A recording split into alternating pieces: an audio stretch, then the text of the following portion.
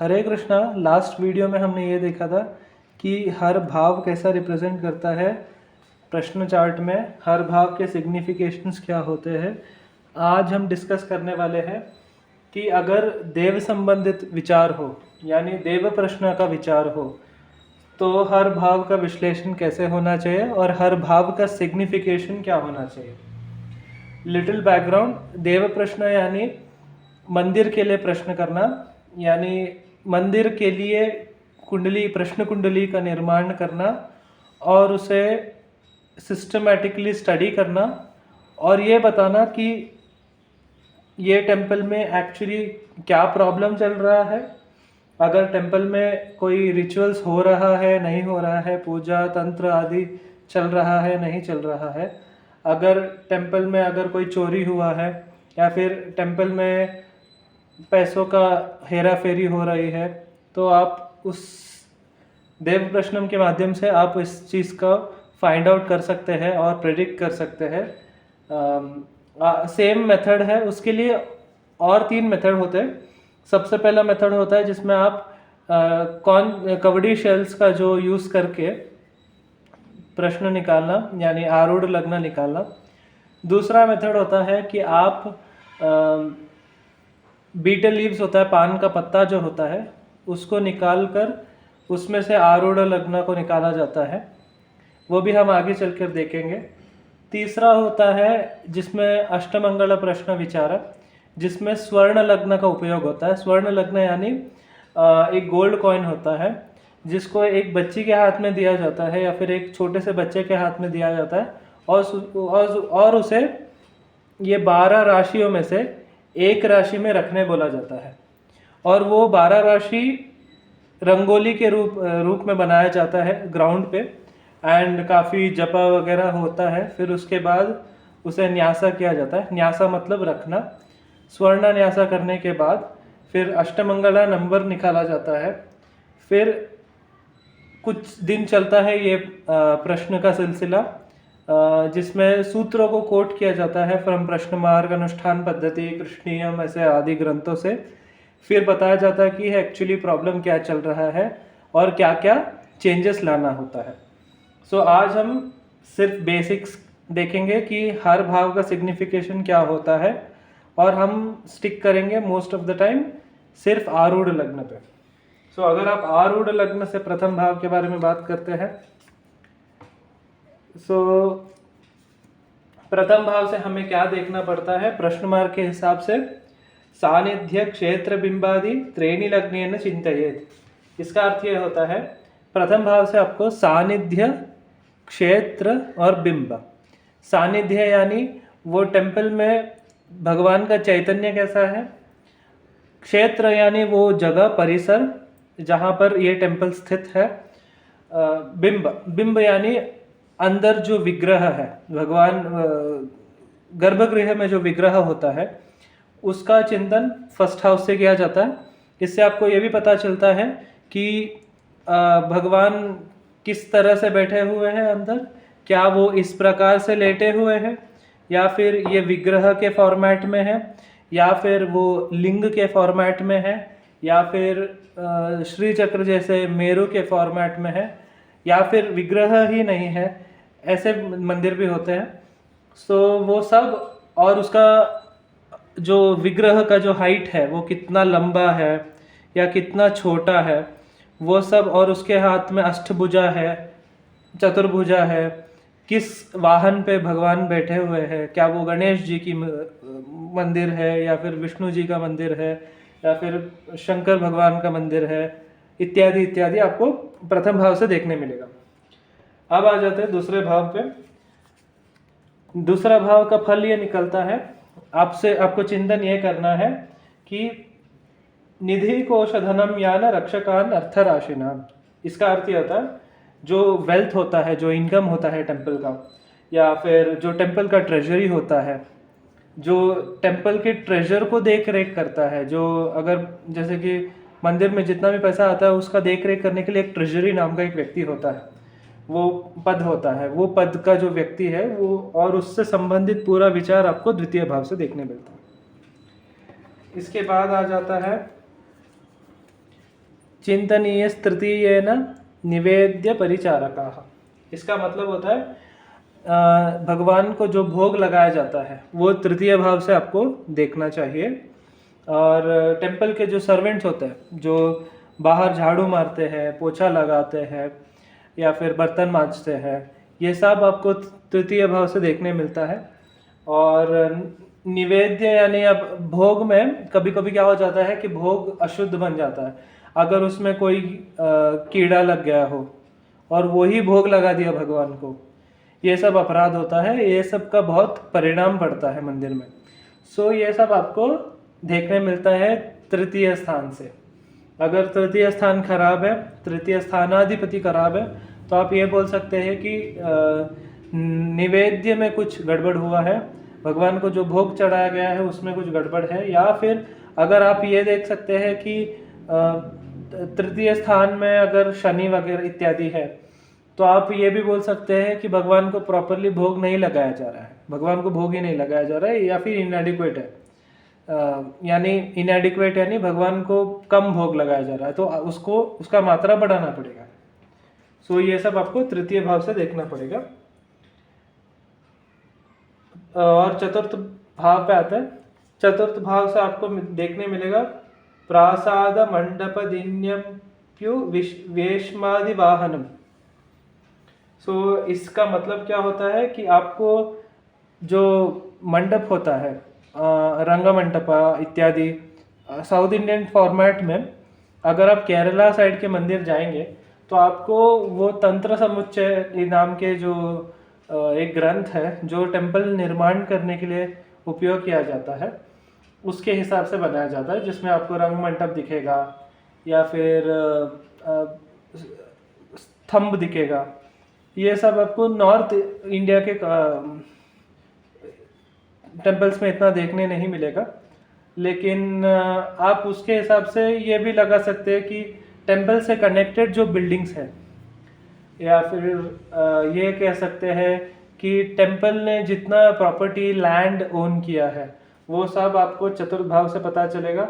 अगर टेम्पल का जो ऑफिशियल अगर कोई गाड़ी वगैरह है, जैसे कि कार या फिर बसेस इत्यादि, या फिर टेम्पल का जो एलिफेंट्स है, टेम्पल में साउथ इंडिया में हर मंदिर में एटलीस्ट एक हाथी रखा जाता है। सो वो आप सब उसमें देख सकते हैं। फिर इसके बाद आप ये भी देख सकते हैं कि जितनी भी भूमि है वो सब कनेक्टेड जो भी टेम्पल के साथ है वो सब चतुर्थ भाव से देख सकते हैं। इसके बाद आ जाता है पंचम भाव। पंचम भाव से आप देख सकते हैं सानिध्यमपि बिंबश्च पंचमेनाथ चिंतताम। इसका मतलब होता है सानिध्यमपि बिंबश्च। सानिध्य यानी वो अगर मूर्ति है और वो मूर्ति में भगवान को आवाहन नहीं किया गया तो वो एक बस मूर्ति है, उसमें दिव्य चैतन्य नहीं है। भगवान सर्वव्यापी है, भगवान सर्वत्र है। भगवान ऐसा कोई जगह है ही नहीं जहाँ पर भगवान एग्जिस्ट नहीं करते। यच्च किंचित जगत सर्वम दृश्यते श्रूयते भी वा अंतर्बहिश्च तत्सर्वम व्याप्य नारायण स्थिता। सो ये नारायण सूक्त से आता है, सॉरी विष्णु सूक्त से। सो इसका मतलब यह होता है कि भगवान सब जगह है, सर्वव्यापी है। बट प्रॉब्लम यह होता है कि अगर इसमें आवाहन करने का क्या ज़रूरत है। जैसे दूध में दही, मक्खन, पनीर इत्यादि सब वस्तु दूध में स्थित है, पर अगर आपको दूध अगर आप सामने से देखोगे तो आपको पता नहीं चलेगा, ये सिर्फ दूध लगेगा। सो उसको निकालना, मथना और बाहर निकालना एक प्रक्रिया होता है। सेम वे भगवान हर जगह पर है, लेकिन उसको मथ कर निकालना वो उसमें एक उसके लिए एक प्रक्रिया है और वो फॉर्मेट को फॉलो करना बहुत बहुत नेसेसरी है।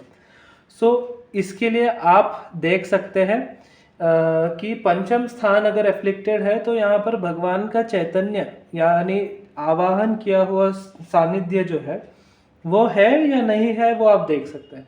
अदरवाइज अगर भगवान की विग्रह में, श्री विग्रह में अगर आप आवाहन नहीं करते हैं तो वो सिर्फ एक प्रतिमा मात्र है, वहाँ पर भगवान का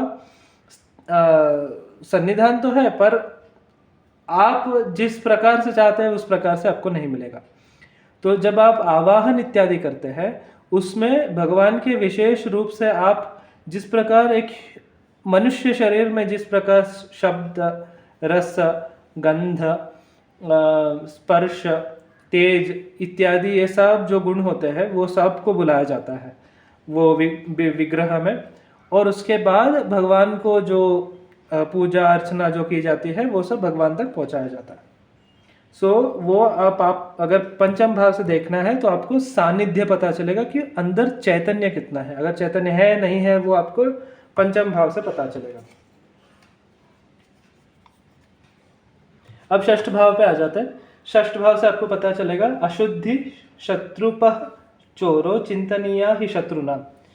छठे भाव से आपको पता चलेगा कि अशुद्धि जो हुआ है, या फिर घर टेम्पल से रिलेटेड कोई शत्रु है, या फिर कोई चोर है, अगर टेम्पल में कोई चोरी हुआ है तो वो चोर कौन है और क्या वो टेम्पल से संबंधित है या फिर कोई बाहर वाला है, ये सब आपको छठे भाव से पता चलता है। इसके बाद अशुद्धि, किस प्रकार का अशुद्धि, क्या टेम्पल में अगर नाग आ जाता है, नाग, सर्प इत्यादि, या फिर गिद्ध आ जाते हैं अंदर, और या फिर चूहे आ जाते हैं टेम्पल के जो कोर कॉम्प्लेक्स होता है अंदर गर्भगृह के अंदर, या फिर टेम्पल के बाहर के कॉम्प्लेक्स में आ जाता है, ये सब अशुद्धि निर्माण करते हैं। जानवर इत्यादि आ जाते हैं अंदर, तो ये सब अशुद्धि निर्माण करते हैं। अगर टेम्पल के अंदर रक्त बहा हो तो वो सब भी अशुद्धि में आ जाते हैं। अगर किसी ने मलमूत्र का त्याग किया है मंदिर के प्रांगण में, मंदिर के अंदर, वो सब भी आपको षष्ठ भाव से पता चलता है। तो वो सब का चिंतन आपको षष्ठ भाव से करना चाहिए। इसके बाद आ जाता है सप्तम भाव। सप्तम भाव से आपको पता चलेगा चिंतन जप द्यूना राशिना भूषणानि च। सो आपको यहाँ पर सप्तम भाव से पता चलेगा कि जो सामान्य पब्लिक है, जो मंदिर में दर्शन करने आते हैं या फिर मंदिर में पूजा इत्यादि करवाने आते हैं, ये सब आपको सप्तम भाव से पता चलता है। आपको ये भी पता चलता है कि भगवान के ऊपर जो गोल्ड चेन या फिर भगवान के ऊपर जो माला पहनाई जाती है वो सब आपको सप्तम भाव से पता चलता है कि किस प्रकार की माला पहनानी चाहिए, किस प्रकार की माला नहीं पहनानी चाहिए भगवान को। ये सब का आइडिया आपको सप्तम भाव से पता चलता है। जैसे कि तुलसी भगवान शंकर को वर्जित है, अगर आप वो पहनाओगे तो यहाँ पर उससे रिलेटेड कोई दोष आपको दिखेगा। तो उसका अपना एक क्रम होता है, और हर भाव का एक और बहुत इम्पोर्टेंट फैक्टर है, हर भाव का अपना एक ब्यूटी होता है, एंड हर भाव का एफ्लिक्शन में उसका रिजल्ट एक प्रकार से दिखता है। लाइक फॉर एग्जांपल, अगर द्वितीय भाव का रिजल्ट है, द्वितीय भाव का टेम्पल से, ट्रेजरी से कुछ चोरी वगैरह हो रहा है और ये 6-8 दूसरा का अधिपति 6, 8 और 12 में है, इसका मतलब ये हो सकता है कि टेम्पल में पैसे का चोरी हो रहा है या फिर उसका देख रेख प्रॉपरली नहीं हो रहा है, जिसका रिजल्ट हो सकता है वक्ष, कुक्ष और नेत्र रोग हो सकता है। ये 3 रोग जो टेम्पल ट्रेजरी है उसको होगा। So that is the case. फिर उसके बाद आ जाता है अष्टम भाव। अष्टम भाव से आपको देखने में मिलेगा सानिध्यस्य निवेदस्य तथा परिजनस्य च कार्याभमष्टमभावेन गुणदोष निरूपणम। सो इसका मतलब क्या होता है कि 8वें भाव से भी आपको निवेद्य देखने मिलता है, भगवान का भोग के बारे में आपको पता चलेगा। फिर मंदिर के जो परिजन हैं, मंदिर से रिलेटेड जो लोग हैं, वो सब आपको अष्टम भाव से पता चलेगा। मंदिर में अगर कोई मृत्यु हुई है वो भी आपको अष्टम भाव से पता चलेगा। फिर गुण दोष चिंतनम, अच्छा चीज़ हो रहा है, बुरा चीज़ हो रहा है। लाइक फॉर एग्जांपल, अगर पंचमाधिपति अष्टम भाव में है और अष्टमाधिपति पंचम भाव में है और वो काफ़ी अच्छे स्थिति में है, तो इसका मतलब यह हो सकता है कि टेम्पल में जो भगवान का जो सानिध्य है वो काफ़ी प्रबल है।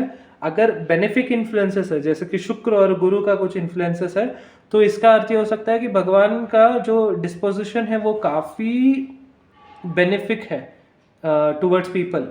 भगवान काफ़ी आनंदित है और वो आपको अपना आशीर्वाद प्रदान करने के लिए, आपका जो भी प्रॉब्लम है वो सब सॉल्व करने के लिए तैयार है।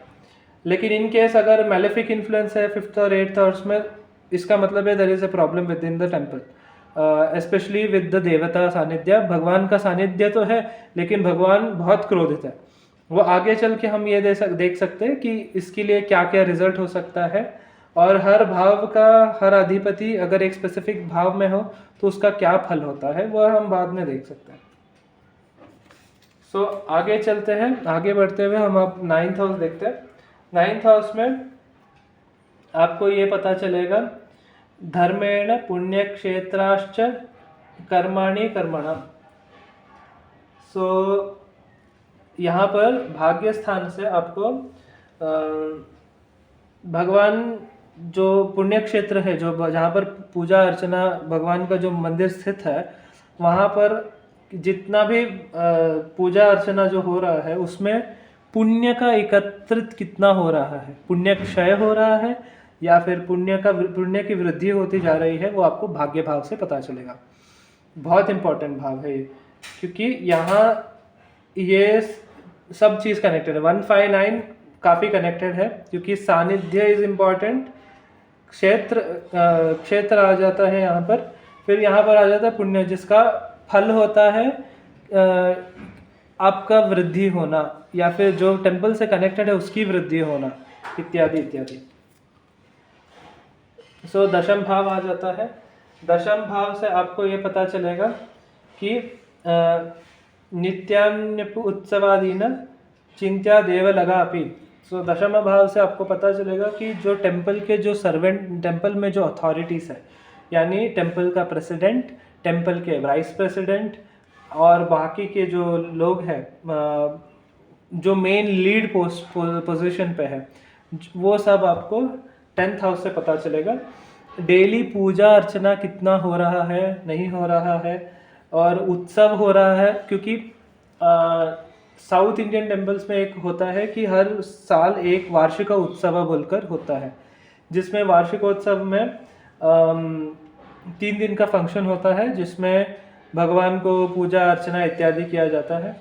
और कुछ 12 साल में एक बार ब्रह्म कलशा होता है, जिसमें ब्रह्म कलशा यानी फिर से पुनर्प्रतिष्ठा हो जाता है, मंदिर को फिर से चैतन्य इत्यादि दिया जाता है। वो सब आपको दशम भाव से देखने मिलेगा। अगर दशम भाव का अधिपति अफ्लिक्टेड है, 6, 8, 12 में है, सो आप देख सकते हैं कि डेली भगवान को पूजा नहीं किया जा रहा, तो वो आप दशम भाव से देख सकते हैं।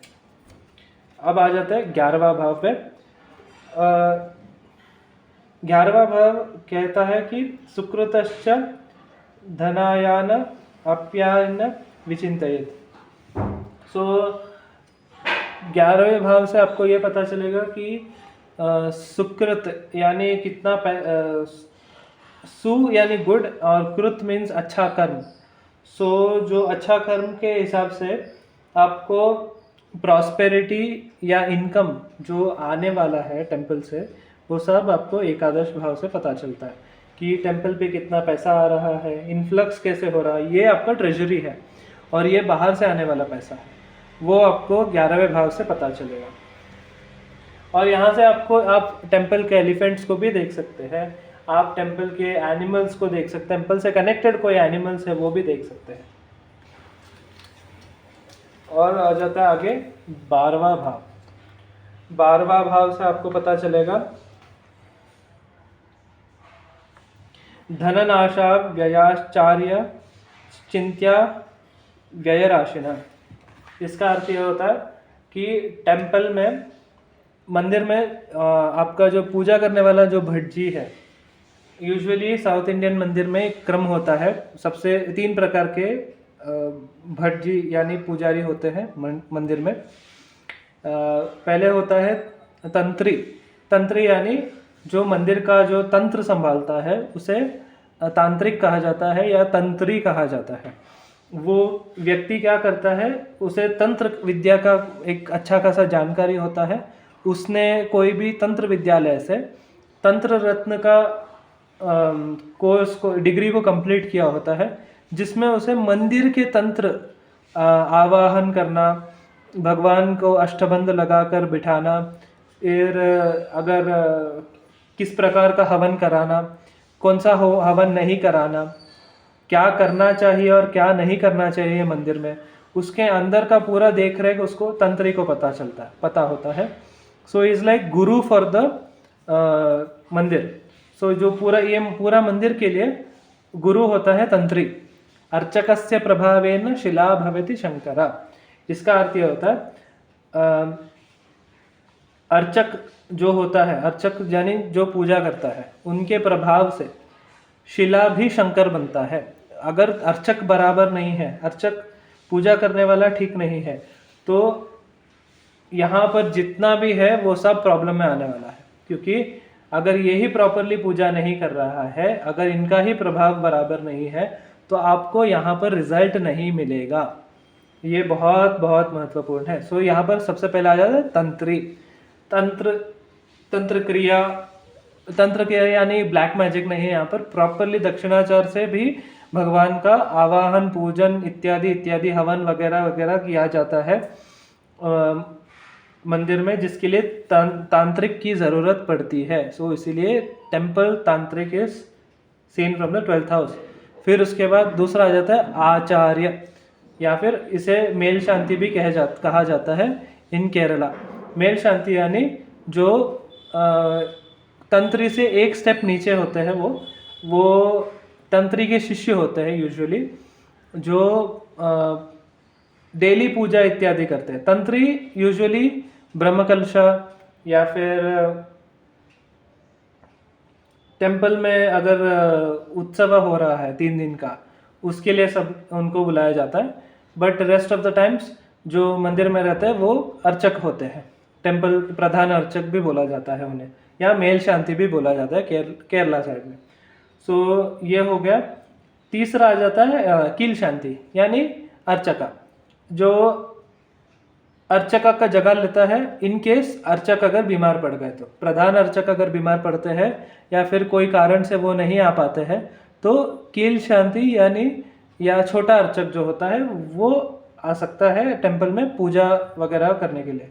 सो ये 3 लेवल के जो टेम्पल प्रीस्ट होते हैं वो सब आपको 12वें भाव से देखने मिलता है। आप ये भी देख सकते हैं कि टेम्पल में वेस्टेज किस पे हो रहा है, किस प्रकार से हो रहा है और कैसे हो रहा है और क्यों हो रहा है। ये सब रिजल्ट्स आपको 12th हाउस से देखने मिलेगा। सो आई होप आपको कुछ समझ में आया होगा। इन केस आपको कोई डाउट हो तो please type them out on the comment section, and इसका पूरा रेफरेंस आपको प्रश्न मार्क में मिल जाएगा। प्रश्न मार्क भाग 2 में है। आपको इस देव संबंधित विचार में या फिर देव प्रश्न विचार में आपको पूरा उसका इन्फॉर्मेशन मिल जाएगा। इसके लिए ये पूरा अलग ही एक सब्जेक्ट है, बट इसको एक ब्रश अप किया गया है ताकि आपको समझ में आए कि हर भाव का फल क्या होता है विद रिगार्ड्स टू प्रश्न। सो प्रश्न हर चीज़ के लिए भी कास्ट किया जाता है। भोजन प्रश्न भी होता है, देव प्रश्न होता है, राज प्रश्न होता है, चोर प्रश्न होता है। तो डिफरेंट कंडीशंस के लिए, डिफरेंट रीजंस के लिए डिफरेंट प्रश्न किया जाता है। So it depends on what type of question is being asked to you. ठीक है, आई होप आपको कुछ समझ में आया होगा। सो आज हम वाइंड अप करते हैं। हरे कृष्णा।